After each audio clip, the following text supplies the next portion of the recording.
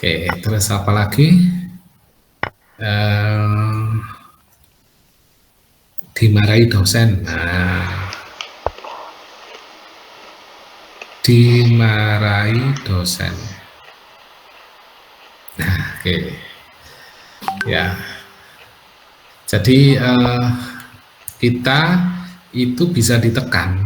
Biasanya kalau limit di matematika 1 itu menekannya dari dua sisi. Dari sisi kiri, ini orangnya di sini ya.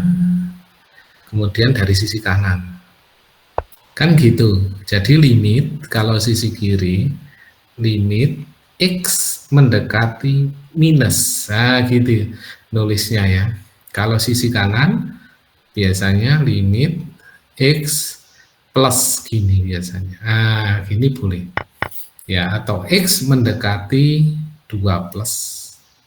Boleh. Ya, ini cara penulisan. Nah, yang tekanan dari sisi kanan dan kiri kita sudah pelajari. Nah, di sini di matematika 3 kita akan melajari tekanan dari semua sisi. Jadi ini orang ini yang ada di sini ya, ini mahasiswa semester 3 ditekan dari atas, dari bawah, dari samping sini. Nah, ini kita mau cari batas dia stres. Nah, batas dia stres kapan? Nah, ini kita bisa cari ini. Jadi kita bisa mengetahui kapan mahasiswa itu stres. Nah, jadi kalian bisa masukkan ini sebagai sebenarnya penelitian. Nah, ini dalam bentuk penelitian, misalnya apa? PKM, skripsi, ya, sesuatu yang nggak ada gini, kemudian kalian create, ya, kalian create baru ya, kemudian dijual laku pasti, ya, laku tinggi. Karena apa? Orang mau niru, mereka nggak tahu rumusnya. Loh, gimana cara bisa tahu stres ya? Kamu harus cari limit per orang, batasnya sampai berapa? Gimana caranya cari limit orang? Nah, disinilah limit dan continuity ini bersumber dengan tujuan untuk bantu orang. Ya. Jadi dia tujuannya si pencipta limit ini, limit itu kan batasan ya. Batasan itu ilusi ya. Jadi batasan adalah ilusi, sebenarnya nggak ada. Kita batasi diri kita sendiri. Ya, contoh, ketika kalian debat sama orang, misalnya debat edukatif, misalnya kalian adu argumen dengan dosen, mesti jawaban kalian, ya terang aja saya masih mahasiswa, orang itu sudah dosen. Nggak boleh begitu, nggak boleh, semua orang sama. Kita akan membatasi diri kita bahwa saya ini mahasiswa. Ya, nah contoh lagi, ada wanita yang ada masalah dikit ngambek ya, terus nesu dan seterusnya. Ternyata ketika diberitahu dia bilang saya ini wanita itu sifatnya memang kayak gini, nah, gitu. Jadi pembenaran terhadap sesuatu yang membuat limitnya dia terbatas, ya, limitnya dia terbatas, bahwa kita dikasih waktu yang sama. Ya, saya, kalian, Elon Musk, Bill Gates, sehari sama 24 jam. Ya, sehingga limit kita punya limit tak terbatas untuk berkreatif, ya, limit kita tak terbatas. Oke, kita lanjutkan lagi. Ya, jadi tujuan kita pada bagian ini untuk memberikan arti, ya, to give meaning to this statement. Nah, jadi kita memberikan arti penting bahwa limit X, Y menuju A, B, Fx, Y sama dengan L. L ini value, ya. L ini value, L ini number, ya, angka. Ya, disinilah muncul awal parsial derivatif. Jadi parsial derivatif, turunan parsial, turunan yang variabelnya lebih dari 2 variabel bebas, lebih 2 atau lebih variabel bebas, itu kita sebut turunan parsial. ya, turunan parsial yang kemarin. Nah, bahasan kali ini namanya persamaan diferensial parsial. Sama apa tidak? Beda. Persamaan diferensial parsial itu persamaan yang sama dengan nol, tapi dari diferensial, dari turunan-turunan, tapi dibuat menjadi persamaan. Contoh, setiap gini, contoh yang paling mudah ya, saya jelaskan tentang persamaan diferensial parsial gini. Budi, misalnya ya, ada orang namanya Budi. Budi ini menikah dengan Wati. Ya, menikah dengan Wati lah. Nah, oke. Nah, ini ada Lovi di sini menikah dengan Wati ya. Oke. Kemudian Budi ini punya salary, gaji per bulan 2 juta. Wati per bulan 3 juta. Berarti mereka take home pay dalam waktu sebulan itu 5 million ya, 5 juta. Kemudian Budi dan Wati berinisiatif, mereka pengen beli mobil. Mobil harganya 400 juta. Rumah belum punya ya, masih ngontrak. Sekarang kan lagi tren, orang belum punya rumah tapi mobil sudah punya dulu. Ya, beli mobilnya 400 juta, gajinya 2 juta sama 3 juta, cukup nggak kira-kira? Nggak cukup nggak? Nggak cukup, secara rasional nggak cukup. Harusnya berapa mobil yang Budi dan Wati beli? Kalau gaji 5 juta, harusnya dia beli mobil 5 juta ini kalikan 12 bulan, harusnya dia beli mobil itu maksimum 60 juta. Mobil second, harusnya begitu Budi dan Wati. Tapi dia maksa, namanya orang ya, kita nggak tahu, dia maksa beli 400. Oke.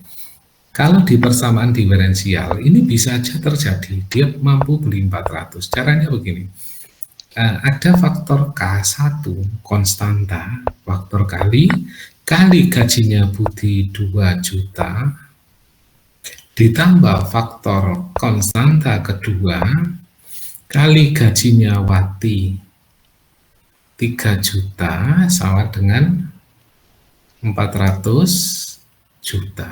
Oke. K1 ini faktor kali gaji, K2 faktor kali gaji. Jadi supaya ketemu bahwa Budi penghasilannya ketemu 400, maka kalau misalnya K2 ini bernilai 100 kali 3 juta kan 300, berarti Budi ini kan 2 juta, berarti Budi cukup faktor kalinya berapa? Nah, 50. Nah, 50 kali. Jadi si Wati punya faktor kali 100 bulan kali 3 juta, Budi punya faktor kali 50 bulan kali 2 juta. Jadi ini sebenarnya nggak bulan nggak apa-apa, pokoknya 50 kali 2 juta. Contoh, ketemulah 400. Mungkin saja, contoh gini, Budi ini kerjanya jualan gorengan ya. Jadi dalam waktu sebulan dia dapat bersih 2 juta.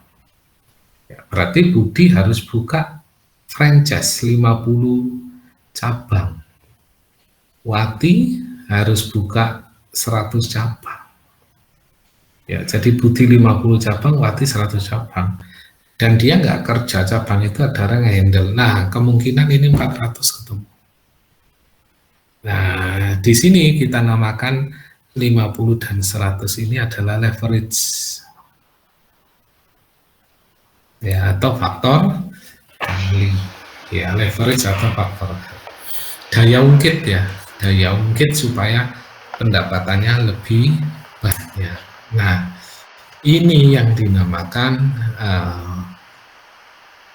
yang seperti ini namanya kombinasi linier, atau di Google kalian bisa cari linear combination. Ya, linear combination ini cara kita menyajikan dari 400 kita jabarkan supaya itu mungkin terjadi dengan beberapa faktor ini. Jadi kalau kita lihat, kalau si Budi buka cabang segitu, Wati buka cabang segitu, dalam sebulan dia mampu beli mobil. Jadi tidak hanya nunggu setahun, tapi dia harus effortnya segini, ya 50 cabang. Ya, oke. Nah ini contoh sederhana dari namanya kombinasi linear. Ya, jadi parsial derivatif itu satu saja yang dipilih, si K1 punya Budi atau faktor kali punya Wati. Ya, dua-duanya diambil boleh, ya nggak masalah. Oke, nah itu cerita dari ini, teks yang ada di sini. Kemudian kita lanjutkan ke contoh. Nah, contohnya begini, kita bisa mencari sebenarnya area luasan yang diapit oleh bagian lain. Contoh begini, ini kan ada bundaran ya, ada lingkaran, circle di sini, circle. Nah, circle ini punya batas kan, dia di sini ada batas garis, di sini juga punya batas. Ya, jadi punya batas, sehingga setiap daerah itu selalu ada namanya batas. Nah, batas ini itu kita sebut dengan limit. Nah, batas ini kita sebut sama yaitu limit. Apakah batas bisa diukur? Bisa. Jadi misalnya ini bundaran, ini ada batas garis. Jarak ini ke sini itu bisa diukur. Ya, bisa diukur ini. Jadi kalau ditanya mahasiswa ambil 24 SKS, kapan dia stres? Itu bisa diukur. Ya, tingkat stresnya itu loh terjadi kapan, tanggal berapa, bisa diukur lewat faktor-faktor yang lain. Ya, contoh, ada teori jika fx, y adalah polinomial, poli itu banyak ya, poli banyak, politeknik, politeknik berarti banyak teknik di sana. Ya. Jadi poli itu banyak, maka limit x, y mendekati AB fx, y sama dengan fa, fb. Ya, sebenarnya ini tidak sama dengan, tapi nulisnya gini, ekivalen, ya, nggak ada, karena ini mendekati, ya, bukan equal. Ya, jika fx, y sama dengan px, y per x, y, di mana p dan q polinomial, maka limitnya sama dengan ini. Ya, jadi artinya ya sesuai fungsi lah. Kalau dia pembagian ya ikut pembagian gitu ya. Dan nilai ini tidak boleh nol, ya jelas. Kalau nol ini pasti tak hingga, ya tidak boleh nol. Limit x, y mendekati AB, px, y sama dengan L, L-nya tidak sama dengan 0. Berarti limitnya bernilai bilangan dan ada. Dan limit qx, y sama dengan 0. Ya. Jadi ini gini artinya.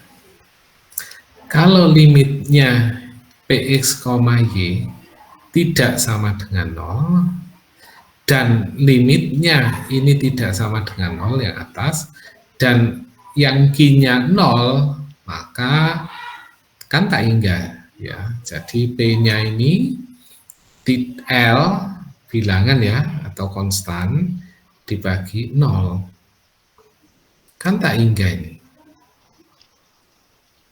Nah, tak hingga kan, nah, maka dari itu dia disebut doesn't exist, ya. Jadi doesn't exist, tidak ada.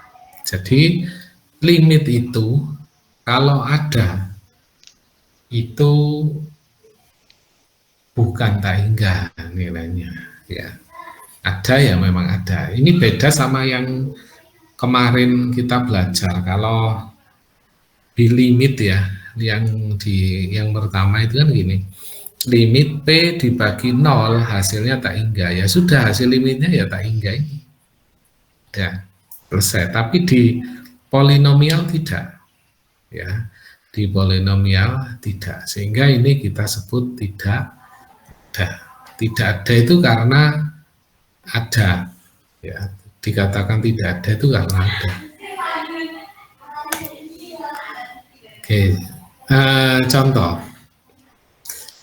limit x kuadrat y plus 3y, x-nya 1, 2, kita tinggal masukkan ya, 1 ke sini, 1 kuadrat kali 2 tambah 3 kali 2, 8. Ya, ketemulah jawabnya 8. Kemudian yang kedua, x kuadrat plus y kuadrat, dan seterusnya, dan seterusnya.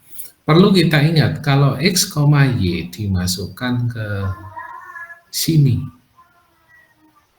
ya, dimasukkan ke bawah, maka kita menemukan apa? Nilainya adalah 0. Ya, 0. Maka dari itu limit ini tidak ada, sehingga ini bernilai 1, kemudian ini 0. Maka doesn't exist, ya. Ini ngikuti yang atas ini, ya. Ini. Ya, ngikuti teorema. Ya, ini teorema. Jadi suatu saat bisa jadi salah ini, ya. Kalau ada orang yang berhasil membuat pembuktian bahwa itu salah. Ya. Kita lanjutkan contoh kedua. Tunjukkan bahwa fungsi f terdefinisi sehingga tidak memiliki limit. Tidak memiliki limit di 0. Ya, kita coba lihat. Kita ingat, ini ada sumbu x, ke sini ada x, ada y, kemudian ke atas ada z. Y-nya di sebelah sini boleh ya, gambar di sini juga boleh, terserah. Tapi dia taruh sini, bebas ya. Kemudian ada macam-macam ya. Nah, kalau dari atas seperti ini. Nah, ini namanya bentuk gradien descent. Gradien descent. Ini kita pelajari di mata kuliah mesin learning. Nah, nanti kalian akan belajar seperti ini. Biasanya yang ngajar Pak Haris. Nah, Pak Haris yang ngajar ini, ya. Kalau kita lihat dari atas, ya, mirip dengan kontur. Ini kita lihat bahwa ternyata ada satu, semua ini menuju ke sini, ya, ke 0. X, y-nya 0, x-nya 0 di sini, tapi z-nya 0 di sini, ya, tingginya di sini. Nah, di gambar ini kita lihat bahwa kalau ini ditarik garis, garisnya di sini putus, ya, ini tidak nyambung di sini, tidak nyambung. Kemudian di sini juga broken, ya, broken. Sehingga ada rumus bahwa tidak kontinu, ya, jadi tidak kontinu. Bahwa syaratnya terdefinisi dan punya limit itu adalah kontinu, ya. Jadi itu ya. Jadi titiknya di situ adalah broken, ya, alias tidak kontinu, ya. Oke, kemudian nomor ini cuma masukkan aja, sama aja ya. Contoh soal ketiga ini, masukkan 0 ke sini aja, sama aja, nggak ada yang Nggak ada yang susah ya. Kemudian kita masuk ke komposisi. Komposisi ini penggabungan dua ya, jadi komposisi biasanya kita mengetahui di mata kuliah statistik ya, probabilitas dan statistik itu ada namanya kejadian bersyarat ya, kejadian bersyarat. Kejadian bersyarat ini contoh yang paling mudah.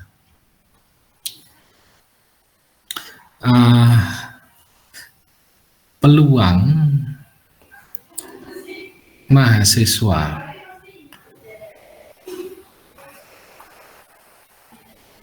peluang lulus matematika 3 dengan syarat matematika 2 sama dengan lulus ya, dan matematika 1 sama dengan lulus. Nah ini, jadi berapakah peluang kalian lulus matematika 3? Ya, dengan syarat matematika 2 lulus dan matematika 1 lulus. Kalau matematika 2 tidak lulus, kemudian kalian ngambil matematika 3, jelas syarat ini tidak mungkin, karena di mat 2 tidak lulus, kalian masuk mat 3. Ya, jadi ada syarat. Jadi kita juga bisa prediksi peluang nilai. Berapa peluang di matematika 3 ini dapat A dengan syarat matematika 2 dapat A dan matematika 1 dapat A, terus dan dosennya sama. Nah, oke. Ya, jadi berapa peluang matematika 3 dapat A? Ketika matematika 2 dapat A dan matematika 1 dapat A dan dosennya sama semua antara M1, M2 dan M3. Ya, kita bisa memprediksi untuk laju penduduk juga bisa. Kita bisa pakai juga ya. Jadi kalau di kampus itu di GKB lantai 1 ya, gedung kembar itu A20, A19. Di lantai bawah misal kita kasih itu kan kalau mau naik lift itu kan ada monitor ya. Nah, kalau misal monitor kita ganti monitor stres, nah, jadi mahasiswa cukup hadapkan wajahnya ke monitor, di situ ada kamera, langsung dia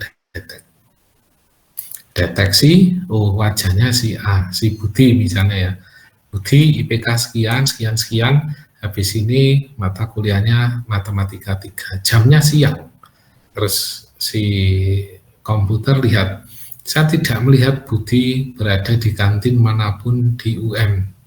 Nah, akhirnya diprediksi Budi di 15 menit masuk matematika 3 akan hilang kendali. Ya, jadi artinya si Budi ini hilang kendali itu sudah nggak fokus, ya, nggak fokus. Baiklah, sampai di sini dulu. Mungkin ada yang mau tanya? Tidak ada ya, jelas tidak ada. Malu-malu semua ya. Kita lanjutkan lagi. Ya.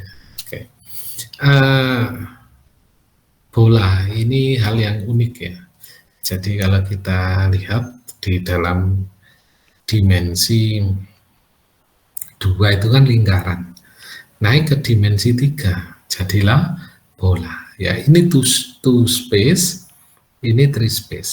Nah, jadi lingkaran bisa jadi bola. Bola jadi apa? Nah, itu yang susah kalau ditanya begitu. Karena ini dimensi 4 kita nggak bisa bayangkan jadinya apa. Nah, satu hal yang penting di sini ada namanya neighborhood, ya, tetangga, ya. Tetangga dengan radius delta. Jadi zona neighborhood, ya, zona tetangga di sini radiusnya ini. Kalau semakin jarak dengan tetangga itu semakin dekat, bola itu mudah rusak atau mudah awet. Nah, misalnya segini ya, bola ini sama bola kecil ini. Nah, jarak tetangga segini. Kecil. Jadi kalau diinjak ini pasti cepat pecah. Ya, rusak. Justru yang besar, yang jaraknya semakin besar ya, deltanya semakin besar, ini dia akan lebih stabil.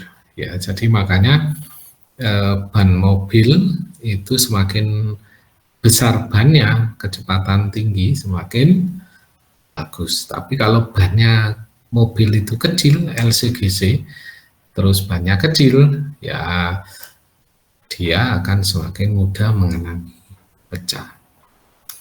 Di sini ada soal di contoh 4 ya, describe the point XY, apakah di mana fungsi berikut continue. Hx, y 2x plus 3y dibagi y min 4x kuadrat. Ya, jadi h ini h itu merupakan fungsi rasional.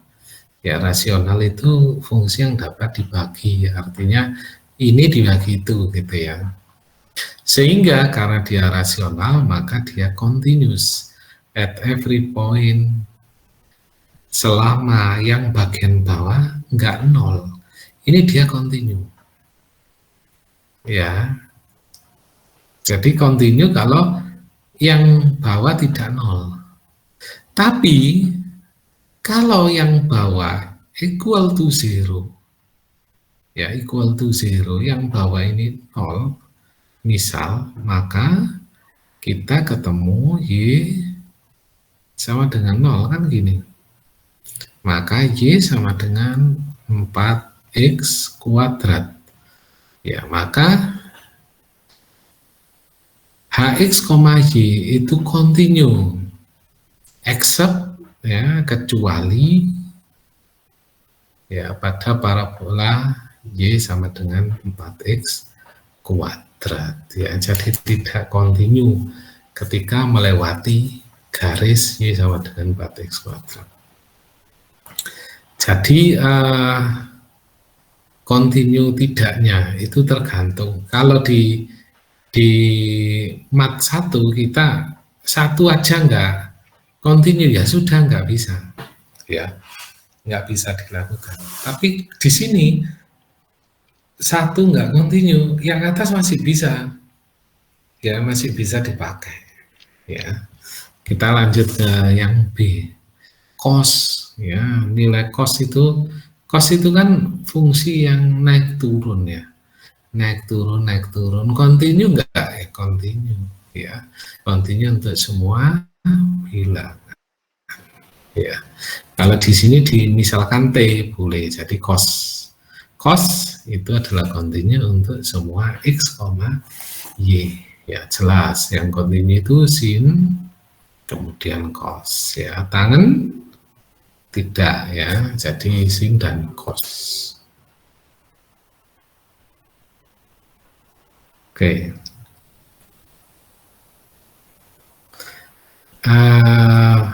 Kita ada contoh soal ya.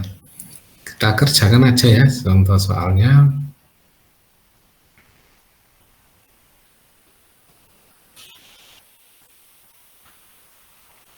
Ya, yang awal aja.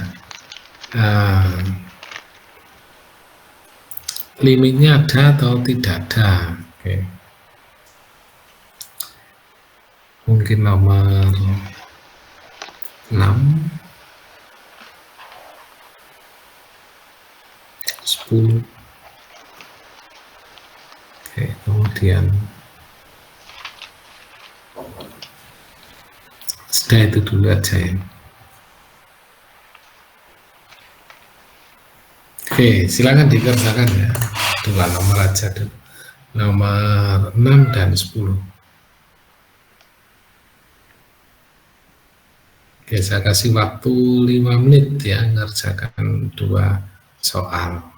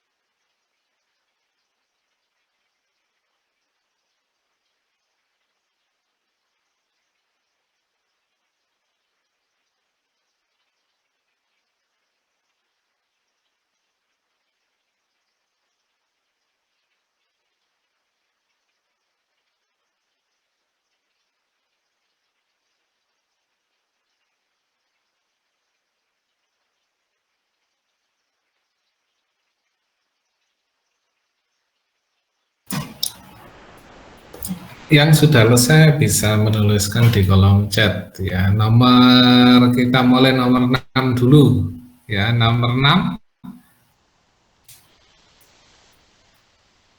ada atau tidak ada? Ya, limitnya ada atau tidak ada? Silakan tuliskan di kolom chat.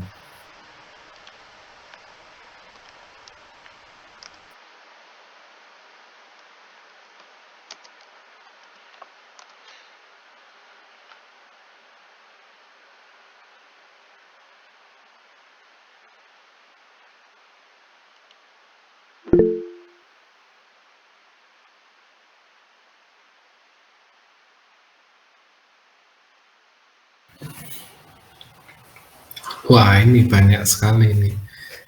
Ya. Oke. Untuk nomor 6 berapa nilainya? Ada yang 0, ada yang min 1.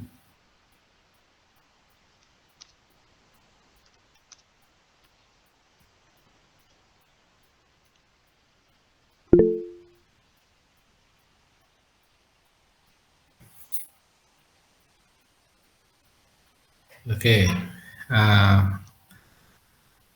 Sudah, kita banyak yang menjawab min 1 untuk nomor 6 ya, untuk nomor 6.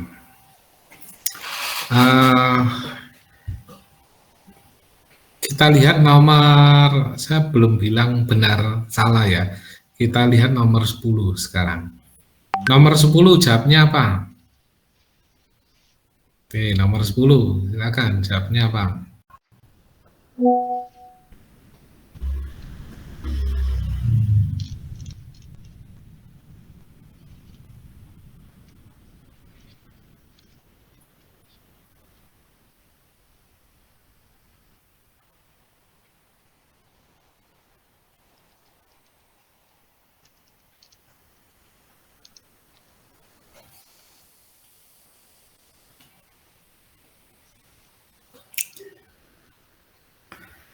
Ada yang jawab enggak ada yang doesn't exist ya. Oke.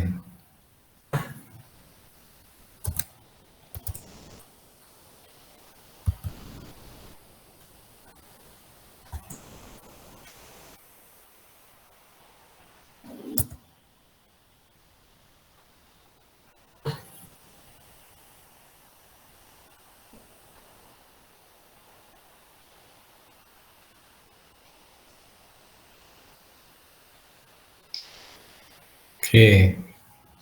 Kita coba menjawab bersama ya untuk nomor 6 ya. Nomor 6 kebetulan jawabnya -1 ya, benar. Oke. Kemudian untuk nomor 10 nomor 10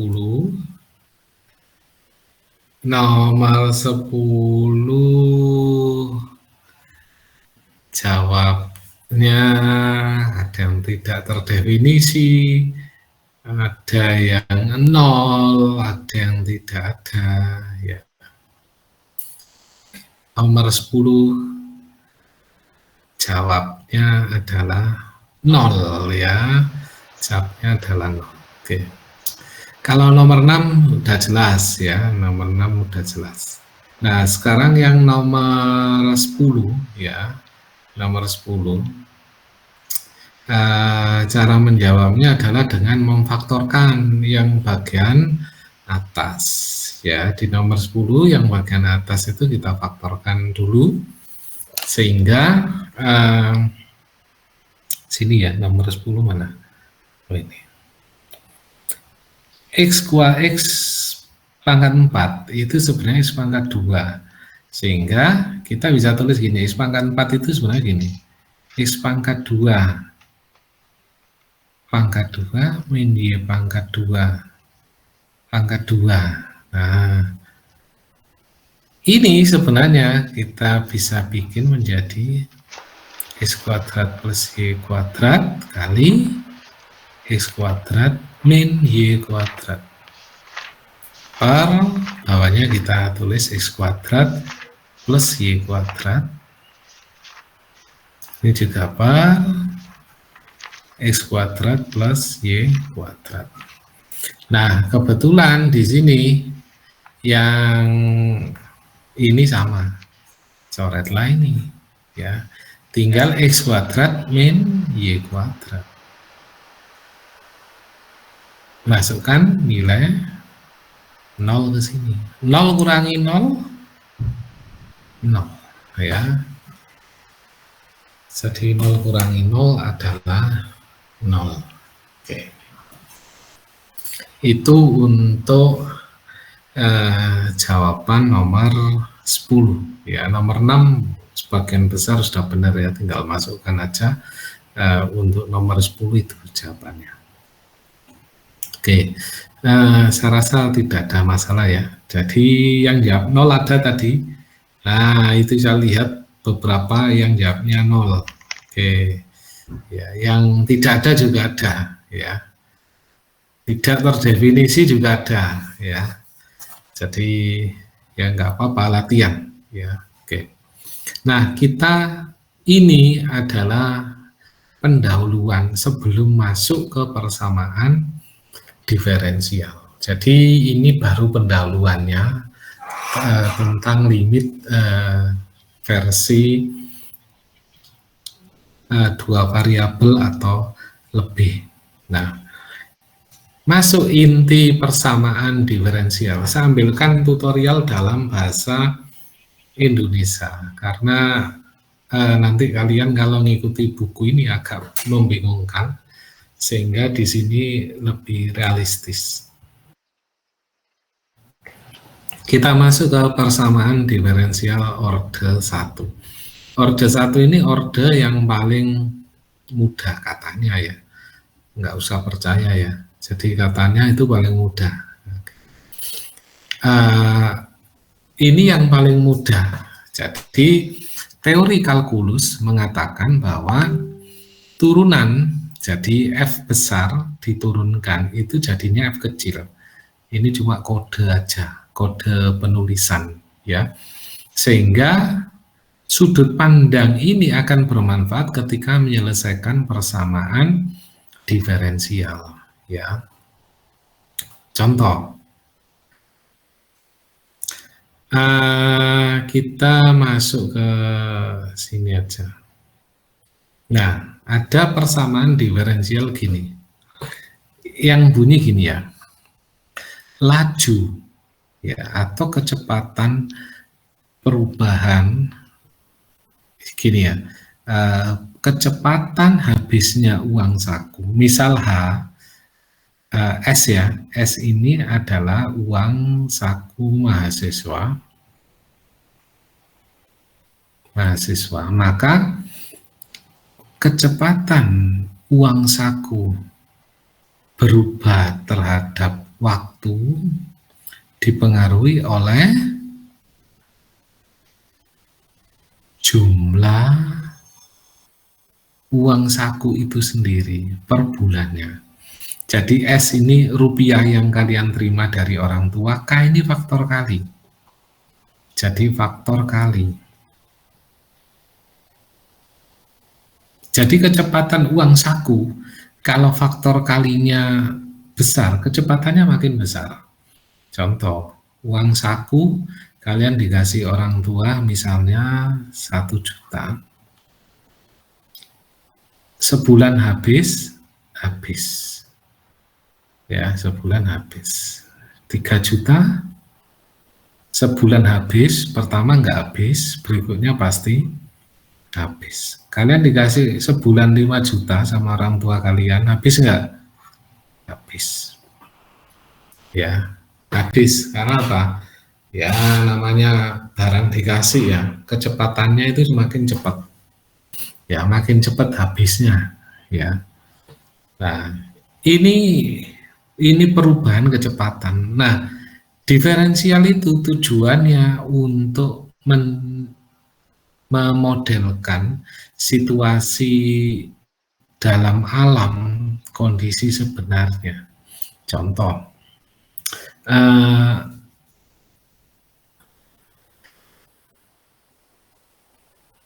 P sama dengan F per A. Ya, P ini tekanan, pressure, F ini adalah force, gaya dalam Newton. Berarti apa? Kalau gayanya banyak, tekanannya banyak. Kalau tekanannya banyak, gayanya juga besar. Ya, itu hubungan ini disimbolkan. Jadi kita melihat laju itu dari sini, kecepatan dan seterusnya. Biasanya diketahui gini. Jadi orang BPS itu kan survei dari rumah ke rumah, terus mereka nyimpulkan, Pak, ternyata orang tua itu biaya hidupnya lebih banyak daripada orang usia 20 tahun. Jadi semakin tinggi umur, semakin usia itu naik, ya. Jadi usia semakin naik, maka biaya hidup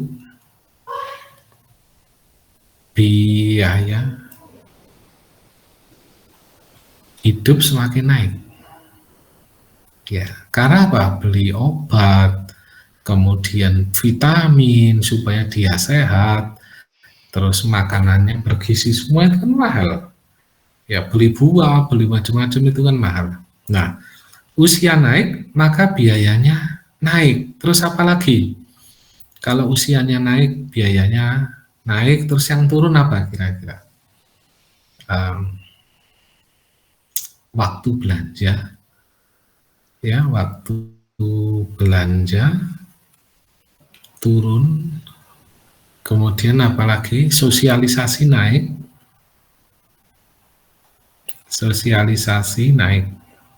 Jadi kalau kita modelkan gini nanti, perubahan usia terhadap waktu dipengaruhi oleh biaya B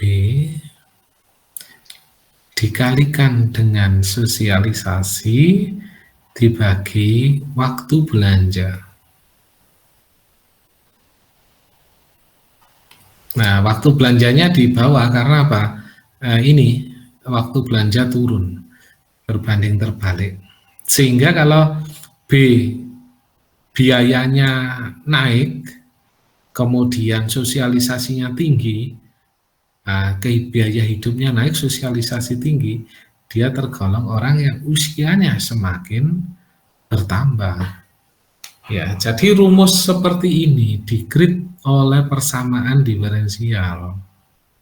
Seperti ini. Ini diciptakan oleh soal cerita yang ada di sini.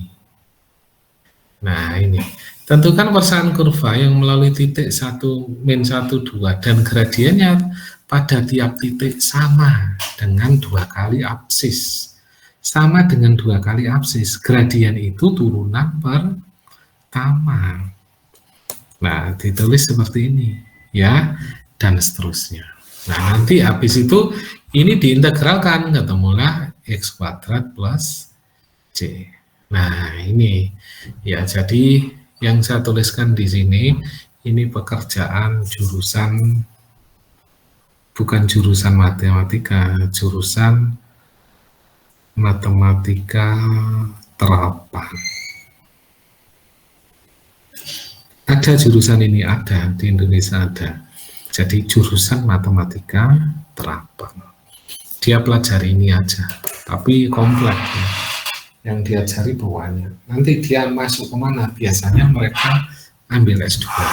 Jadi mereka itu menguatkan basic di S1, kemudian mereka ambil S2, ada yang di data science, ada yang programming, ada yang macam-macam. Ya. Bahkan ada orang yang menemukan dengan formula, ya, dia menemukan kapan pengembangan software itu gagal. Jadi dia bisa memprediksi, misal ya ada software dibikin oleh developer, ya, dia kontrol bagus pakai DevOps, kemudian Docker dan kawan-kawan, kemudian suatu saat sistem itu yang diciptakan oleh orang itu bisa memprediksi ini pasti gagal project ini. Ya, dengan formula seperti ini. Oke. Kita lanjutkan. Oke. Persamaan diferensial itu ada yang bisa diselesaikan dengan yang namanya pemisahan variabel, ya. Pemisahan variabel itu gini, ada ruas sama dengan di sini khusus X, di sini khusus Y, atau di sini khusus X, di ruas kanan khusus Y. Ini namanya pemisahan variabel. Contoh, integralkan ini, dy dx, integralkan ini. Nggak bisa ini. Ya, karena apa? Ini ada Y. Nggak ada Y ini nggak bisa. Y ini mengandung X. Ya, ingat, ini dimensi 2. Ya, ini dimensi 2, ingat, bukan dimensi 3. Kalau 3 Y-nya kita anggap konstan, tapi ini dimensi 2. Ya, jadi nggak bisa, maka itu kita pindah. Dipindahlah. Oh, Y ini pindah ke sebelah sana. Sehingga jadi Y. DY.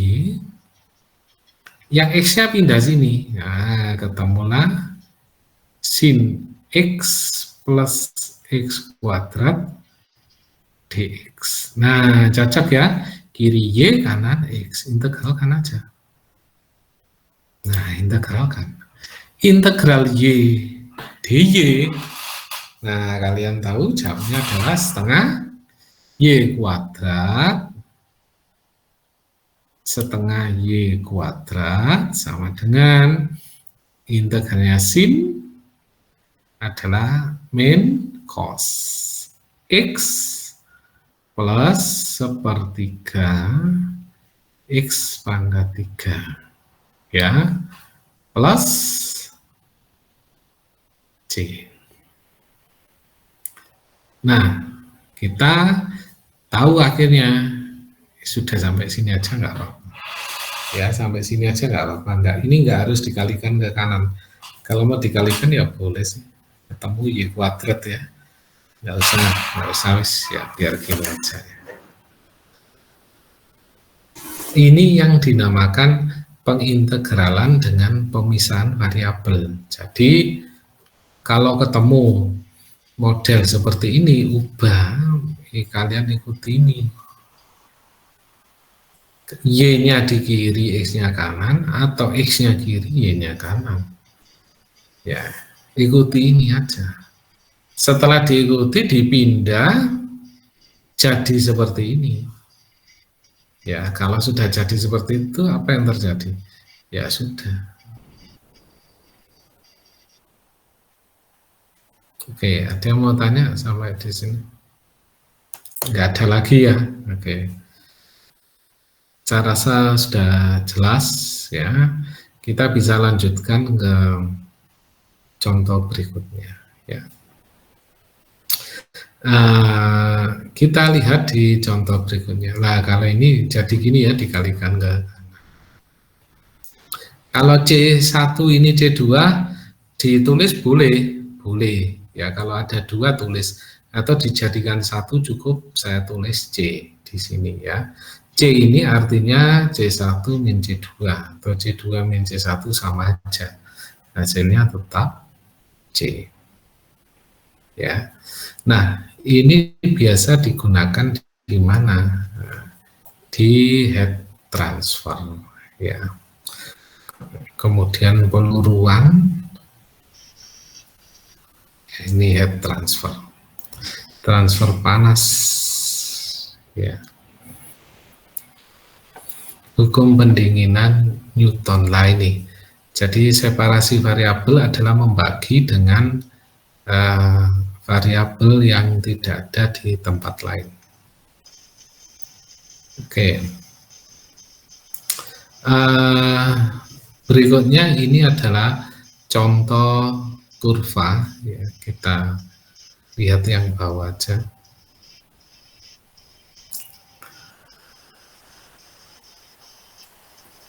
Nah, ini Contoh di sini ada bentuk persamaan diferensial yang tidak separable. Ya, jadi biasanya kan gini, tidak separable itu kita nggak bisa misah dia x, y-nya di kiri atau di kanan. Jadi di soal itu dy per dx sama dengan 2x min 2y. Dia kan nggak bisa, x-nya kita kali ke sini, ini tetap mengandung x. Ini kita pindah ke sini, x-nya tetap ada di bawah. Ya, maka dari itu ada rumus. Rumus ya, polanya seperti ini ya. Ini namanya persamaan diferensial dengan bentuk umum. Ya, supaya variabelnya bisa dipisahkan. Maka ini bisa kita pindah ke sana sehingga persamaan ini menjadi dy per dx ya, kemudian min 2y-nya kita pindah plus 2y sama dengan 2x. Nah, oke.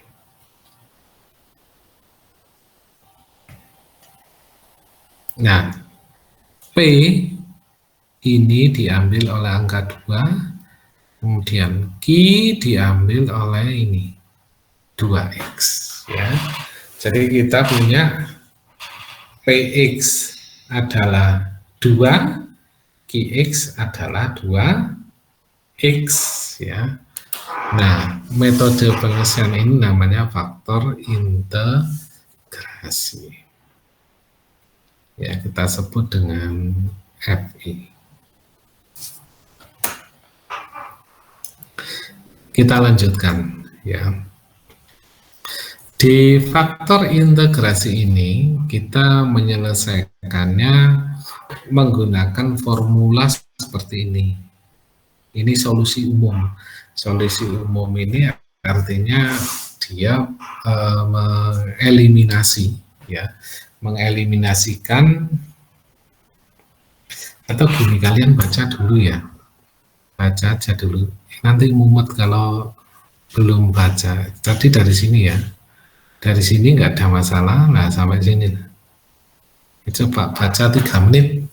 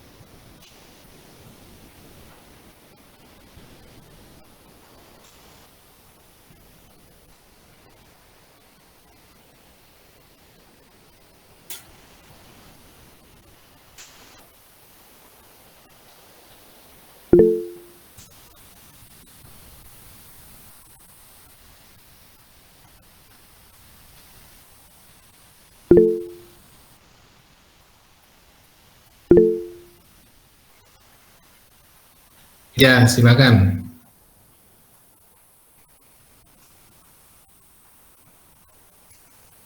Maisa, silakan.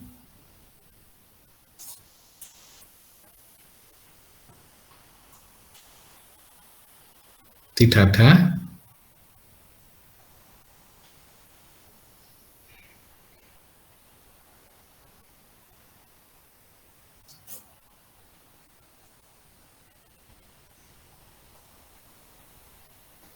Oke, ada solusi umum, ada solusi khusus ya. Jadi gini, untuk memudahkan penjelasan antara persamaan diferensial dengan faktor integrasi, kita lihat contoh ini aja.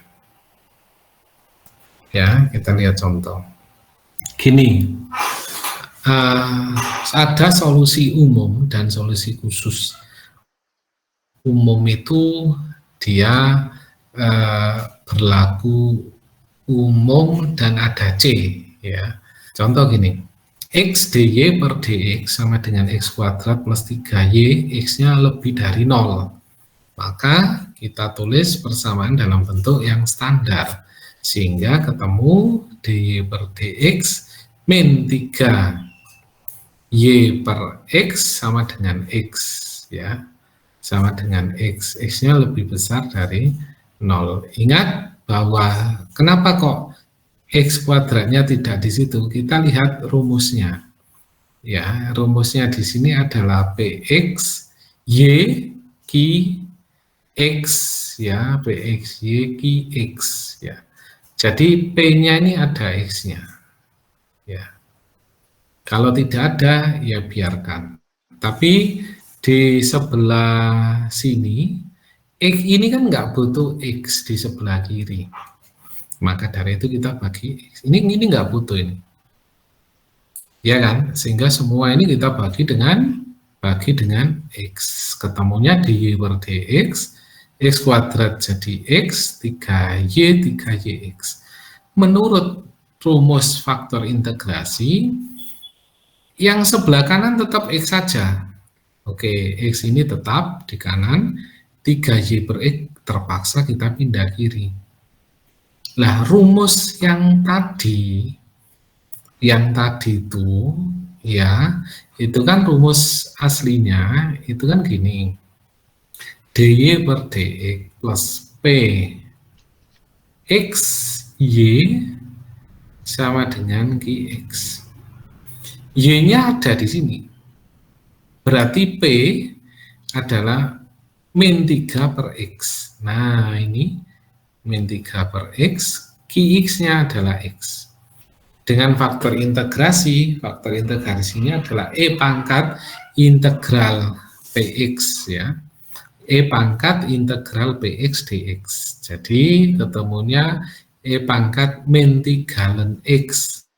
Min 3-nya naik ke sini, ke min 3, supaya bisa turun jadi X pangkat min 3. Nah, X pangkat min 3 ini kita sebut dengan faktor integrasi. Artinya apa? Semua dikalikan dengan X pangkat min 3 atau seper X pangkat 3. Ya, akhirnya persamaan diferensial ini, ya, akhirnya persamaan ini menjadi dy per dx min 3y per x. Ini yang sebelah kiri, ya, kita kali dengan seper X pangkat 3 atau X pangkat min 3, maka sama dengan seper X pangkat 3 kali dy dx min 3y per ini dengan ini, X3 dengan X, jadi X pangkat 4 kan.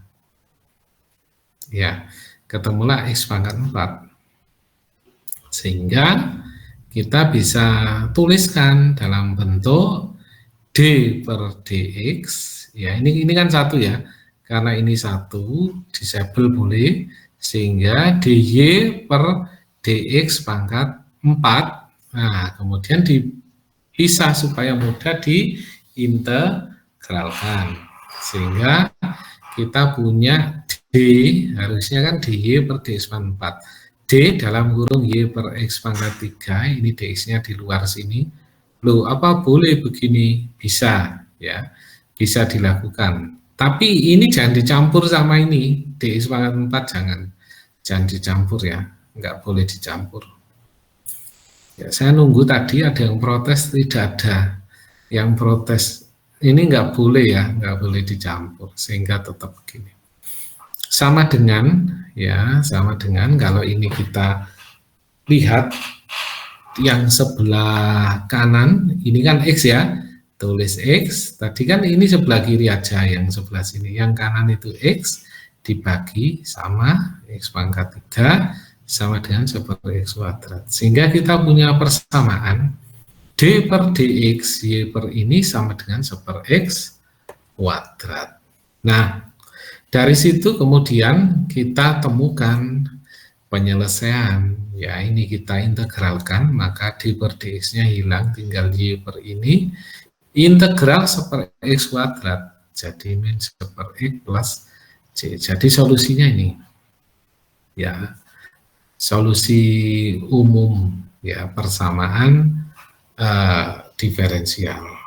Kalau khusus ya tinggal masukkan angka, ya kalau khusus tinggal angkanya dimasukkan, seperti contoh yang bawah.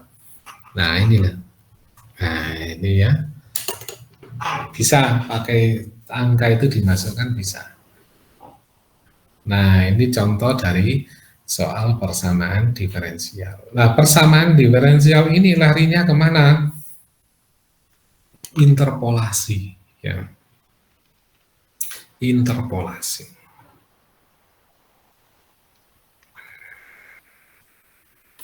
Saya sekarang dapat pekerjaan yang menggunakan formula interpolasi dan tren analisis, ya, dari salah satu perusahaan, ya, dan pekerjaan ini. Jadi pakai platformnya Hadoop, ya, pakai Hadoop. Bagus untuk komputasi, cuma banyak modul di Hadoop yang saya nggak suka, akhirnya tetap larinya ke Python, ya, larinya tetap ke Python. Dan jarang orang yang bisa mengerjakan formula untuk orang informatika. Karena apa? Orang informatika nggak suka matematika, masalahnya dari situ, ya. Saya share tugas mahasiswa, ya, yang pernah dikerjakan oleh mahasiswa teknik informatika ketika saya mengajar matematika lanjut, ya. Oke, ini. Jadi dulu namanya kalkulus lanjut, terus ganti matematika komputer, ya. Saya itu kadang bingung, namanya berubah-ubah, ya. Tapi yang merubah bukan saya, ya. Tiba-tiba namanya ganti, ya. Jadi saya masih ingat mahasiswa ini saya ngajar mahasiswa ini dulu, ya, angkatan 2015, ya, 8 tahun yang lalu, ya. Yang jelas mereka semua udah lulus, udah lama lulus, ya. Mungkin ada yang sudah punya anak, yang belum menikah pun juga mungkin ada yang kerja di mana-mana, ya. Saya simpan tugasnya. Kita lihat sekarang, tugas mereka adalah menghitung kapasitas Bandara Internasional Kuala Namu, Medan, ya. Jadi waktu itu saya beri tugas, kalian hitung di Bandara Kuala Namu kira-kira berapa pesawat terbangnya itu berkumpul di jam berapa. Jadi saya tanya, jam berapa pesawat paling banyak berkumpul, kemudian mereka mengerjakan. Jadi pertama kita pantau melalui Google Earth, ya, kita pantau melalui Google Earth, kita cari luas, ya, luas apron dan seterusnya sampai jumlah pesawat yang parkir ini mereka tarik, ya, dengan bantuan teknologi, ya, dengan Google Earth. Kemudian saya bilang kalian harus punya akses ke monitor yang ada di bandara. Jadi di monitor itu ada sekarang landing, delay, dan seterusnya, kalian harus akses. Nah, monitor di situ. Akhirnya mereka dapat, ya, mereka dapat akses seperti ini. Jadi mereka menggunakan flag radar, ya, untuk mengakses informasi kedatangan. Kemudian mereka juga akses di jam-jam tertentu juga. Jadi kita bisa lihat itu, ya, pesawat naik, turun, kemudian Nah ini jadi mereka amati bahwa setiap jam 7 sampai 8 itu ada pesawat 5 ya masuk, jam 8 sampai 9 itu 11, jam 9 sampai 10 7 ya, 7 lumayan sepi ya, lumayan sepi. Rata-rata pesawat yang mendarat 7 atau 8 pesawat per jam ya, kemudian mereka lihat jadwal sekarang di yang on ground itu berapa pesawat. Habis itu kemudian didata. Jadi pada jam 5 sampai 6 itu ada satu pesawat. Jam ini 2 pesawat. Jam ini karena pesawat itu kan masuk keluar, masuk keluar. Akhirnya mereka melakukan interpolasi. Ini dalam tabel ini namanya tabel interpolasi ya. Kemudian dengan formula ini kita tahu bahwa formulanya seperti ini ya. Mereka hitung manual. Sebenarnya ada pakai program komputer bisa, cuma saya nggak bolehkan. Kalian harus hitung manual biar tahu. Kemudian akhirnya ketemulah angka. Nah, akhirnya ketemulah angka perkiraan bandara penuh. Bahwa bandara itu penuh pada 8 September 2016 jam 4.42 ya. Bandara diperkirakan penuh jam sekian. Nah, ini salah satu penggunaan interpolasi untuk memprediksi kapan bandara itu penuh tanpa kita connect langsung ke bandara. Ya, tanpa kita pergi ke sana pun kita bisa tahu kapan bandara itu penuh. Oke, ada yang mau ditanyakan dari sini? Tidak ada ya. Oke, saya ingin kasih tugas yang sama dengan ini ya, untuk bandara, tapi saya tidak kasih tugasnya dalam bentuk menghitung kapan bandara penuh, tidak. Saya pengen kalian buat peta kontur ya, peta kontur seperti yang di buku tadi yang ada limit-limit tadi itu ya, peta kontur gini ya, bentar saya jelaskan ya.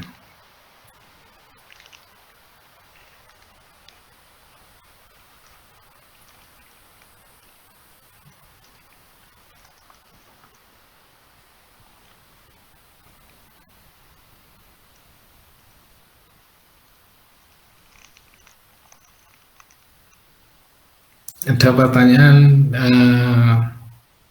kalau ada delay ya, delay itu nggak ada masalah ya, yang penting nggak cancel aja ya, jadi pesawatnya tetap dihitung masuk ya.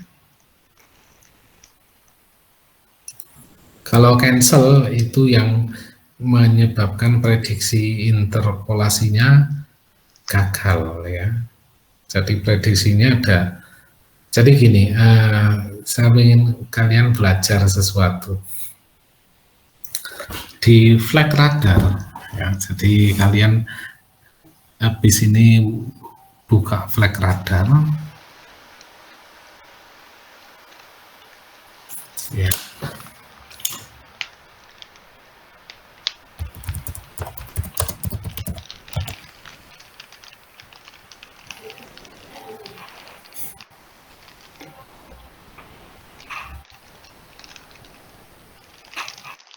Nah, ini penerbangan saat ini ya yang terjadi di atas kita. Jadi dengan data ini kita bisa tahu pesawat mana saja yang sedang terbang. Misalnya di sini ya, ini Garuda Indonesia tujuan Jakarta dan Pasar. Dia tadi harusnya nanti dia akan mendarat jam 10 ya. Jadi dari Jakarta jam berapa tadi ya. Jadi nanti dia akan mendarat jam sekian ya, estimasi. Jadi rutenya kita bisa lihat ya. Nah, kali ini kalian bisa cari ya informasi, bukan hanya jumlah kapan bandara itu penuh, bukan, tapi informasi kurva ketinggian pesawat ya, pesawat itu terbang dalam ketinggian berapa, sehingga saya misalnya ya, saya pergi dari Jakarta Denpasar dengan pesawat ini ya, misalnya ya, kalau kita lihat di pesawat ini, dia punya detail altitude-nya 41.000 kaki ya. Jadi pesawat ini punya ketinggian 41.000 kaki. Pesawat ini yang di belakangnya Batik ini ya, Batik ini rute Halim Surabaya, ini ketinggiannya 24.000 kaki ya, 24.000 kaki. Jadi artinya kalau ketinggiannya segitu, artinya kan enggak, pesawat itu walaupun hadap-hadapan nggak bisa tabrakan karena ketinggiannya yang berbeda ya. Nah, kita cari, kita petakan antara ketinggian pesawat yang terbang. Jadi nanti kita petakan ketinggian pesawat yang terbang itu, sebentar, nggak bisa dicoret-coret ini, nggak bisa. Oke, sini aja ya, saya coret di sini aja. Jadi gini, kalian petakan dalam koordinat sumbu X dan Y,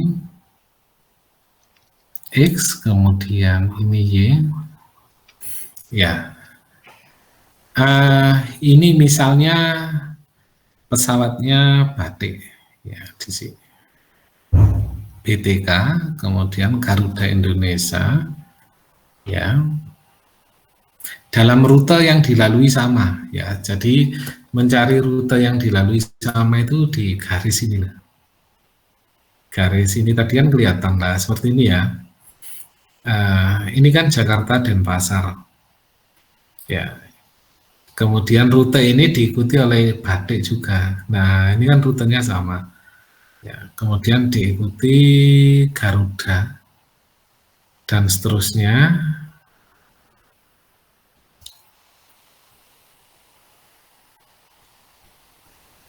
Oke, dari situ kemudian kita buat ketinggian altitude ya, jadi kita pantau. Misal ini ketinggian 10.000, ini 20.000, 30.000, 40.000 ketinggian pesawat. Batik misalnya tingginya di sini, Garuda misalnya di sini, pada jalur yang dilewati mirip ya bekasnya jalur. Kemudian ini di sini, ada lagi di sini, kemudian ada lagi di sini. Ini tingginya ini tetap, jadi dia nggak akan berubah. Artinya kalau pesawat ini melewati jalur ini ya tingginya sekian. Ya, nah dari situ nanti kalian ini kan ketemu garis ya, ketemu garis kan gini. Titik, titik, titik, titik, titik. Nah, dari sini dilakukan namanya regresi. Nah, regresi itu garis di tengah ya, garis di tengah ini yang membagi titik-titik ini menjadi sama jaraknya. Nah, jadi jarak antara ini dengan ini itu sama. Seret gini ya, ketemu. Nah, nanti kalian bisa prediksi di sini ya. Kalian bisa prediksi kalau ada pesawat yang terbang di area ini, ini kira-kira yang dibolehkan izin, ini pesawat apa? Lion atau Garuda? yang boleh izin di area sini. Lihatnya dari mana? Nanti kalian akan menemukan pola, ini batik, ini Garuda, Garuda, Garuda. Yang batik kumpulkan batik-batik, Garuda kumpulkan sendiri. Nanti nemu pola di sini. Ya, ketemu pola. Nah, yang dicari adalah kurva ini. Ya, kurva ini. Ini kita sebut dengan regresi linear. Oke. Baiklah, sampai sini ada yang mau tanya?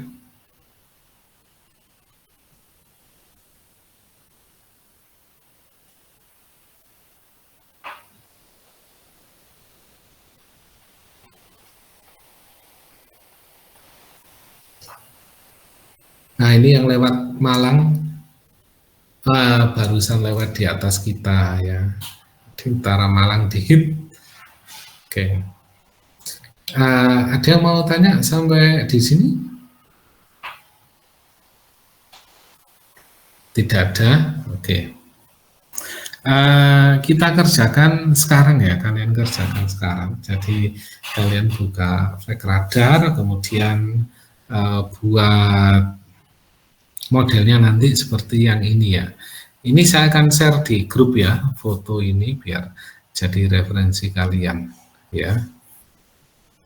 Oke, itu aja. Saya akan buka classroom untuk pengumpulan tugas. Kita sampai jam 9 ya. Jadi ada waktu yang cukup lah untuk menentukan garis interpolasi. Garis interpolasi itu pokoknya tarik aja pakai penggaris lurus gitu aja, tapi di tengah-tengah. Sebenarnya ada rumusnya, cuma mungkin kalian belum dapat itu ya. Itu di machine learning, itu di mata kuliah machine learning ada.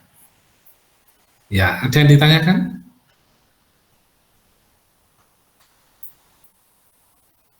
Nanti buat dalam PowerPoint-nya di PDF kan ya. PowerPoint-nya nggak usah banyak-banyak, satu slide aja cukup ya. Satu slide aja cukup, terus PDF kan. Oke, saya akan kirim catatan ini ke grup. Oke, ada yang mau tanya sampai di sini? Nggak ada. Oke, kita langsung bekerja ya. Saya akan share ini di grup. Tenggat jamnya terlalu cepat, keringanan. Oke, kita lihat nanti ya. Kalau jam 9 banyak yang belum, kita undur sampai jam 10 ya. Kalau belum, kita undur lagi. Itu ya. Oke, silakan bekerja dari sekarang ya. Diusahakan jam 9 bisa selesai ya. Oke. Silakan bekerja, kita akhiri sampai di sini. Kita ketemu lagi minggu depan. Terima kasih semua. Assalamualaikum warahmatullahi wabarakatuh. Waalaikumsalam. Waalaikumsalam warahmatullahi wabarakatuh. Waalaikumsalam.